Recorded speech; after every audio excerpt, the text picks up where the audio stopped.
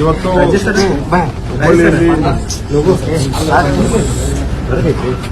ಹುಬ್ಬಳ್ಳಿಯಲ್ಲಿ ಒಂದು ಅತ್ಯಂತ ದೌರ್ಭಾಗ್ಯಪೂರ್ಣ ಕೆಟ್ಟ ದುರಂತ ನಡೆದಿದೆ.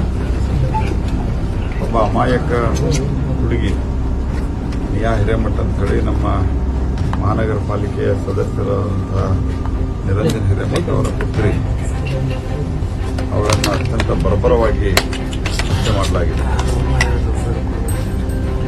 ಒಟ್ಟಾರೆ ಹತ್ಯೆ ಮಾಡಿದ ಮತ್ತು ಆದಂತ ಘಟನೆ ಇವೆಲ್ಲ ನೋಡಿದಾಗ ರಾಜ್ಯದಲ್ಲಿ ಕಾನೂನಿನ ಬಗ್ಗೆ, ಕಾನೂನು ಸುವ್ಯವಸ್ಥೆ ಬಗ್ಗೆ, ಕಾನೂನು ಪಾಲಕರ ಬಗ್ಗೆ ಕಾಂಗ್ರೆಸ್ಸಿನ ಆಡಳಿತದಲ್ಲಿ ಭಯ ಇಲ್ಲ ಅನ್ನುವಂಥದ್ದು ಆಗ್ತಾ ಇದೆ. ಯಾಕೆಂದ್ರೆ ಮೊನ್ನೆನೂ ಸಹಿತ ಪರ್ಟಿಕ್ಯುಲರ್ಲಿ ಮುತ್ತೂರು ರಸ್ತೆಯಲ್ಲಿ ಮತ್ತು ಬೇರೆ ಬೇರೆ ಕಡೆ ರಂಜಾನ್ ದಿವಸ ವೀಲಿಂಗ್ ಮಾಡ್ಕೊಂಡು ಹೋಗೋದು, ರಸ್ತೆಯಲ್ಲಿ ಟೂ ವೀಲರ್ನಾಗೆ 3 ಜನ ಹೋಗಿ ನಡೀತಾ ಹೊಂಟವರಿಗೆ ಹೊಡೆದು ಹೋಗೋದು ತಲೆಗೆ ಎಲ್ಲ ಘಟನೆಗಳು.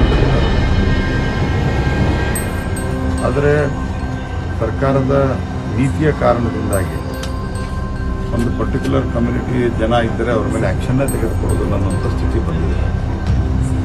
ಹಾಗಾಗಿ ನಾನು ಇದನ್ನು ಅದಕ್ಕೆ ಲಿಂಕ್ ಮಾಡ್ತಾ ಇಲ್ಲ. I am very clear. ಅಂದರೆ ಸರ್ಕಾರದ ನೀತಿಯ ಕಾರಣದಿಂದ ಸಮಾಜಘಾತಕ ಶಕ್ತಿಗಳಿಗೆ ಭಯ ಅನ್ನೋದಿಲ್ಲ ಇದೆ. ಆದ್ದರಿಂದ ಇದನ್ನು ಸರ್ಕಾರ ಗಂಭೀರವಾಗಿ ಪರಿಗಣಿಸಬೇಕು.